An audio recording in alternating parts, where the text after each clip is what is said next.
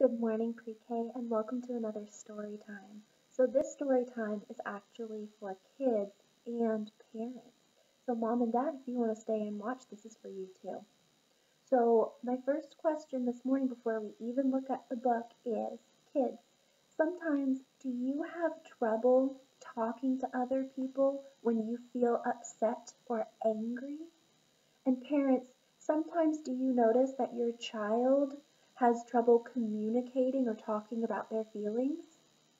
Well, I'm going to start reading books about a bug named Shubert. And they are stories that help both kids and adults with figuring out what to do in tough situations. So our story today is called Schubert's Big Voice. And it is about this lightning bug named Shubert who goes to school. And this beetle, Benny, ends up taking something of Schubert's. And Shubert gets so angry and he does not know what to do. Now, parents, at this point in the story, you might think, oh no, he is going to hit or kick or scream or cry. Well, guess what? The teacher comes over and helps Shubert to solve his problem. So some of these steps would be really good for you to try to help your student at home. And kiddos, pay attention to what Shubert is doing because this will help you in the future to solve your own problems, just like we've been working on at school. So we've got the front cover, spine, and back cover. At the top, we have the title, Schubert's Big Voice. And at the bottom, we have the author and the illustrator. So there are actually two authors. The authors are Becky Bailey and Lee Ann Burdick. And the illustrator is James Rack. Let's open this up. Pass the title page to the beginning of the story right here. So I'm going to scoot this a little closer so y'all can see while I read. Got it? All right. It says, "It is the first day of school in Bug Valley. Shubert is so excited that while he gets dressed, he sings, 'Hooray! Hooray! It's a wonderful day!' Schubert's sister, Sophie, hears him singing and shouts out, 'I know a secret!' Shubert, being a lightning bug, gets so excited that his body lights up with a golden glow. 'What is the secret?' he asks. You see his tummy? That's so silly. Sophie looks to see if anyone is around and then quietly whispers to Shubert, 'Shh. There is a new teacher at school who does magic. She's a beautiful butterfly named Mrs. Bookbinder. My friend told me that Mrs. Bookbinder can make rainbows appear.' Shubert is not sure if he believes that. He is sure, though, that he is excited. So guys, show me your excited face. When you are excited, you are so happy. You cannot wait for something to happen. And he cannot wait for school. He sings his song. 'Hooray! Hooray! It's a wonderful day. Hooray! Hooray! I'm on my way!' And while singing, Shubert has a brilliant idea. Do you remember what his idea is, boys and girls? 'I'll take Mrs. Bookbinder an apple. It will be a gift to help her feel welcome in Bug Valley.' Oh, that's so sweet. He's telling her welcome. We practice saying welcome by shaking hands, saying hello, it's nice to meet you, and telling your name. Let's see if he does that. Shubert carefully picks up an apple and puts it in his backpack so it won't get squished, squashed, smashed, or splattered. I don't know about you, but I would not want to look into my backpack and see applesauce instead of an apple. Off he goes to school. When Shubert reaches the door of his classroom, he very gently pulls out the apple to admire his gift. That means look at how nice it looks. It is the shiniest, biggest, reddest, juiciest apple that Shubert has ever seen. He safely places the apple back into his bag. And just then, Benny pushes his way through the door, trampling over Shubert. That means running into him and maybe stepping on him too. Bam! Shubert hits the floor. Slam! The backpack hits the floor. And thump! Out rolls the apple. So what happened here, boys and girls? Benny came through the door, bumped into Shubert, who fell down, and his apple rolled away. Ow! Yells Shubert as he watches his apple bounce across the room. Thump, thump, thump, thump. And it stops right down at Benny's feet. Oh, what should Benny do right now? He should definitely say, "Oh, I'm sorry. Are you okay? I didn't mean to bump you. It was an accident." And then maybe he could help his friend up. That's not what happens. "Look, an apple! Yum, I'm so hungry," Benny says with delight. "Hey, that's mine!" shouts Shubert from the floor. But Benny just laughs, picks up the apple, and puts it in his pocket. So look, boys and girls, Benny has taken something that is not his. Do we take things from other people when they're not ours? No. Sometimes we can ask to share them, like if they have toys, but we can't just take things. That's called stealing. That's not nice at all. When Shubert sees that Benny takes his apple, he feels his face get hot and his insides start to quiver and shake. He can hear his heart beat, beating. So boys and girls, tell me how he's feeling right now. He is angry or he is mad. So what should he do when he feels angry or mad? Maybe take a deep breath. That would be helpful. He feels mad, really mad. Benny has taken his apple and Shubert does not know what to do. Well, good thing we know what to do. Calm down, take a breath, and talk to him. But look, someone in the book is here to help talk to Shubert. So Mom and Dad, this would be you in these situations. So let's see what this teacher, Mrs. Bookbinder, does. Suddenly, Shubert feels a soft breeze blow across his face as a beautiful butterfly appears. "Greetings, my friend," she says. "My name is Mrs. Bookbinder." Oh, so she introduced herself. Shubert looks up at his new teacher. She looks like an 8-foot-tall angel. Mrs. Bookbinder says in a soothing voice, so parents, calm voice in the middle of all of the upsets. "Your arms are folded like this, and your forehead is wrinkled like this." Shubert feels that he is understood and his body begins to relax. So parents, notice when there's a problem, the teacher goes over to the victim, the one who was hurt first, and helps calm him down. "You seem very mad. Something scary must have happened," she asks as she reaches out her hand to help Shubert to his feet.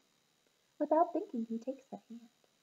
So now she's calmed him and she's given him a name for his feeling, because kids don't know what their feelings are unless they've been told and taught them.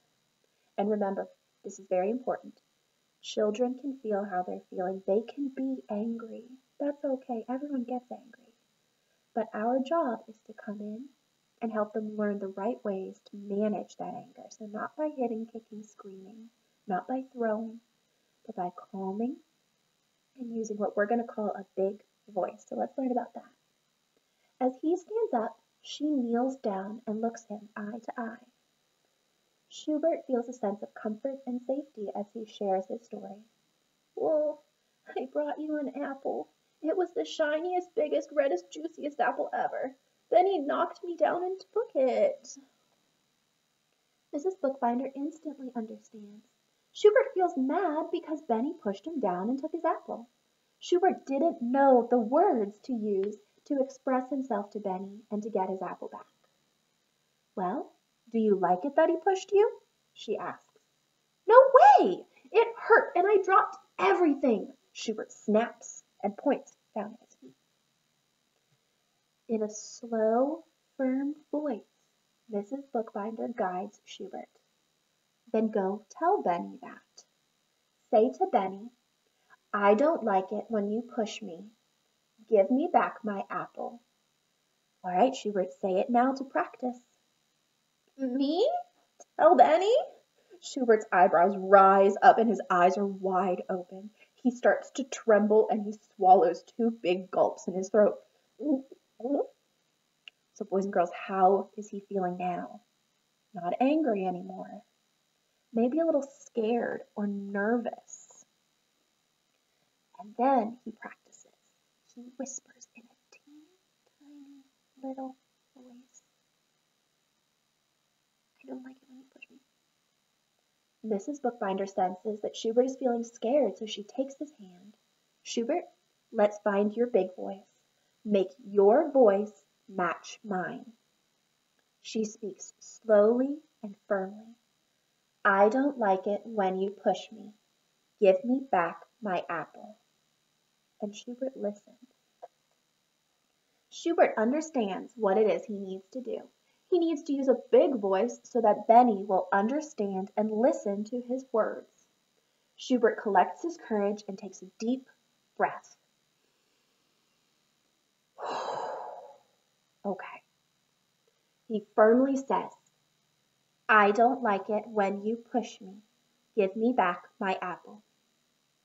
Mrs. Bookbinder nods because practice is over. Shubert is ready to go talk to Benny. Shubert, with his heart beating fast, walks towards Benny.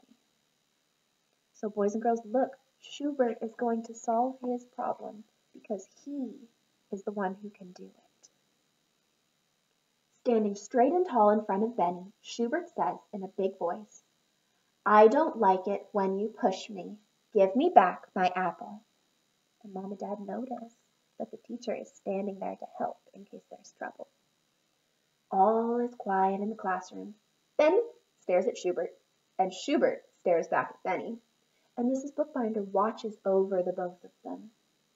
Then Benny reaches into his pocket. You mean this apple? He questions. Yes, that apple, Shubert says, still looking at Benny. Okay, here you go. And Benny hands the apple back to Shubert. Shubert is shocked and excited. His whole lightning bug body lights up with joy. Wow! My words have power, my words have power, my words have power! He jumps for joy. You really are magic, he says to Mrs. Bookbinder with excitement, and proudly gives her the shiniest, biggest, reddest, and juiciest apple ever. Then, like magic, he sees a rainbow appear out the window. Shubert, we are all magic, Mrs. Bookbinder says. We just need to believe in ourselves and each other. I do believe, Shubert says. I do believe. Shubert feels elated, which means excited, and continues to sing his song. Hooray! Hooray! It's a wonderful day! Hooray! Hooray! I'm on my way! Stop! I don't like it are powerful words to say. It's magic I can use every day. And the whole class sings with him. Hooray! Hooray! It's a wonderful day! Hooray! Hooray! I'm on my way! Stop! I don't like it are powerful words to say. It's magic I can use every day. The end. So parents, here are some tips from the story that have worked with your children so well in the classroom. If you noticed, Mrs. Bookbinder did some specific things to help her children. First, she goes to the victim instead of the aggressor. So she went to Shubert instead of Benny because there is a victim first rule. You go to the friend who was hurt because the focus is on them, not on punishing the other student. We're not here to punish. We are here to teach the children how to talk to each other and how to stand up for themselves and solve problems. Secondly, Mrs. Bookbinder starts talking to Shubert by noticing what she is doing. She said, your arms look like this, your forehead looks like this. And that's a way to get children to stop and look at you, even when they don't think they're going to. And they might just look at you real fast and then look away. But they're still listening after they do that. Then she helps him talk about his feelings and names them. She says, "You seem mad," and asks him what happens instead of telling him. She said something happened. And that's when he gets to talk about his feelings and what's bothering him. Finally, she asks him, "Well, did you like it?" And he said no. This gets the children to assess whether or not they're really upset about something that happened. Sometimes they think they should be, but they're not. If he says, "No, I'm not upset," then you say, "Oh, okay." And that's it. Sometimes they just want you to acknowledge something happened.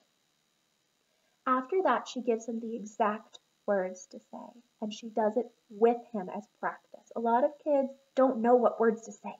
They don't know to go over and say, "I don't like it when you push me. Please keep your hands to yourself." So it's our job to give them those words.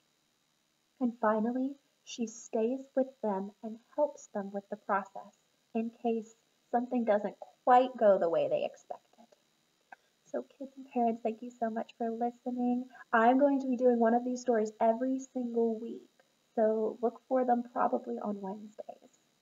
And I'll see y'all later. Love you. Bye.